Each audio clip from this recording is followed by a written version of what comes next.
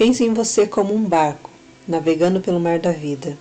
O corpo é o casco, é a estrutura que mantém tudo flutuando. A mente é o timão, quem decide para onde você vai. E a alma é o vento nas velas, o que realmente faz você seguir em frente. Se o casco estiver quebrado, você afunda. Se o timão estiver perdido, você se perde. Se o vento parar, você fica à deriva. Cuidar das três partes é garantir que sua viagem seja longa, segura e com um destino que vale a pena. O corpo é a nossa primeira casa, a mente é o centro de comando, a alma o sopro que dá sentido à vida. Mas quantas vezes esquecemos de ouvir o corpo que pede descanso? Quantas vezes sufocamos a mente com pensamentos que nos adoecem? Quantas vezes deixamos a alma à míngua, sem o alimento para seguir viva? Cuidar de si não é egoísmo, é sobrevivência. E quando corpo, mente e alma andam juntos, a vida encontra o equilíbrio que tanto buscamos. Hoje eu quero levar você por um caminho de volta para você mesmo. Vivemos em um tempo em que cuidar de si mesmo se tornou um ato quase revolucionário. A vida moderna nos coloca num ritmo acelerado, onde muitas vezes o corpo é levado até o limite. A mente sobrecarregada de preocupações e a alma esquecida em algum canto silencioso clamando por atenção. Mas a verdade é que somos um ser integral. Não existe um corpo saudável sem uma mente em paz, e não existe uma mente equilibrada sem uma alma nutrida de sentido. Te convido à reflexão profunda sobre essas três dimensões, que embora pareçam separadas, são inseparáveis na prática. O cuidado com o corpo, com a alma e com a mente. O corpo é a primeira casa onde habitamos. É por meio dele que sentimos, nos movemos e interagimos com o mundo. No entanto, quantas vezes tratamos essa casa com descuido? Quantas vezes a sobrecarregamos, ignoramos sinais e adiamos cuidados? O corpo fala, e ele fala através da dor, do cansaço, da insônia, da respiração curta, das tensões acumuladas, mas muitas vezes só ouvimos quando ele grita. Cuidar do corpo não significa apenas buscar um padrão estético ou seguir modismo. Significa respeitar seus limites, nutrir-se de forma adequada, dormir o suficiente, manter-se ativo, principalmente ouvir os sinais que ele nos dá. A prevenção de doença começa no dia a dia, na água onde você bebe, o alimento que você escolhe colocar no prato, o tempo que dedica ao descanso, o cuidado com a postura, com o movimento, com o sol e o ar puro. E aqui há uma verdade que não podemos ignorar. O corpo guarda memórias das emoções.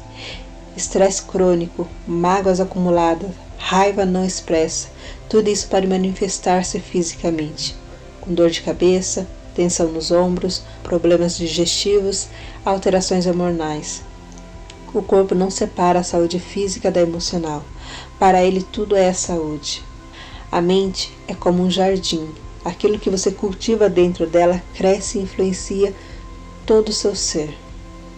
Se você planta pensamentos de preocupações, medo, crítica, vai colher ansiedade, insegurança e bloqueio. Mas se você cultiva pensamentos de gratidão, amor, coragem, a colheita será de leveza, clareza e ação positiva. A saúde mental é muito mais do que a ausência de transtorno. Ela envolve a capacidade de lidar com os altos e baixos da vida, de reconhecer as próprias emoções e encontrar o equilíbrio, mesmo em meio ao caos.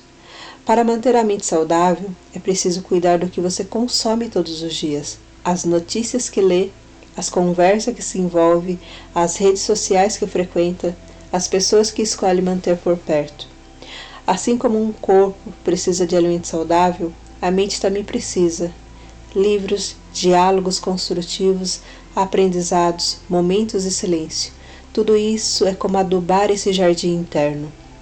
E se perceber que não consegue cuidar desse jardim sozinho, buscar ajuda é um ato de coragem, não de fraqueza. A psicoterapia, grupos de apoios, médicos especializados, ter acesso a um tratamento adequado pode transformar a vida. A prevenção de transtorno começa no momento em que aceitamos olhar para dentro sem medo. Enquanto o corpo é a casa, a mente é o comando. A alma é o que dá sentido à existência. É nela que moram nossos valores, nossa espiritualidade, fé, nossos sonhos mais profundos. Mas na correria do dia a dia, quantas vezes negligenciamos esse espaço? Cuidar da alma significa alimentar aquilo que não é visível, mas é essencial.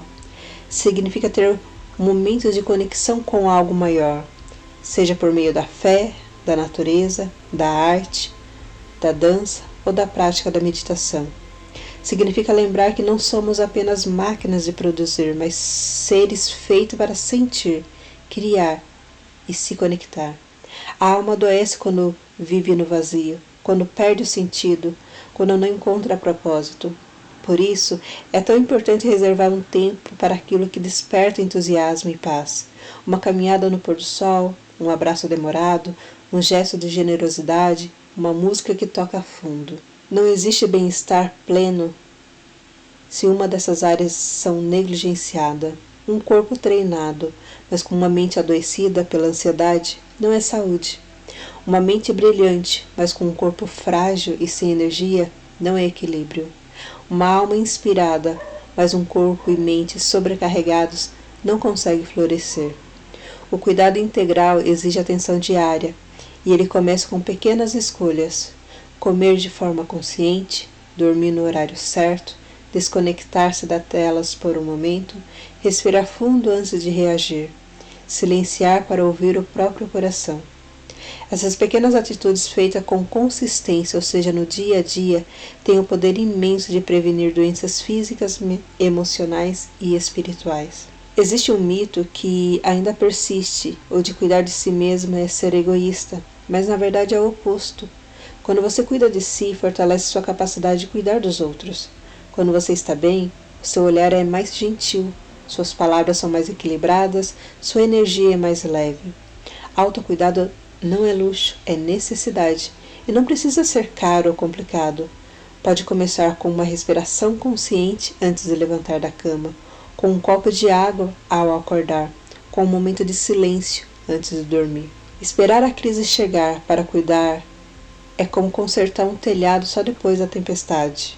A prevenção é sempre mais leve, mais barata e mais eficaz que o tratamento. Isso vale para o corpo, com exames de rotinas e hábitos saudáveis, para a mente, com acompanhamento psicológico e práticas de relaxamento, e para a alma, com momento de introspecção e conexão. Infelizmente, ainda existe tabu quando o assunto é saúde mental. Muitas pessoas acreditam que buscar ajuda é sinal de fraqueza, mas a verdade é que pedir ajuda é reconhecer que a vida é complexa e que ninguém precisa enfrentar tudo sozinho. Um médico, um terapeuta, um amigo de confiança, um pastor, um guru, um padre, todos podem ser pontes para um caminho mais saudável. Não há mérito em suportar algo sozinho, que poderia ser aliviado com apoio. Cuidar do corpo, da mente e da alma é um processo contínuo. Não é algo que se faz uma vez e está resolvido. É como regar uma planta. Precisa ser todos os dias, mesmo quando não vemos resultados imediatos. Haverá dias em que você vai sentir preguiça, desânimo ou pressa. E está tudo bem. O importante é retomar o cuidado no dia seguinte, sem culpa, sem autocrítica excessiva. Hoje te convido a parar por alguns minutos e se perguntar: como está o meu corpo? Como está a minha mente? Como está a minha alma? Talvez uma dessas áreas esteja pedindo mais atenção agora, ou talvez todas precisem de um pouco mais de cuidado. Não importa por onde você comece, o importante é começar a se olhar, se cuidar, se amar, se respeitar.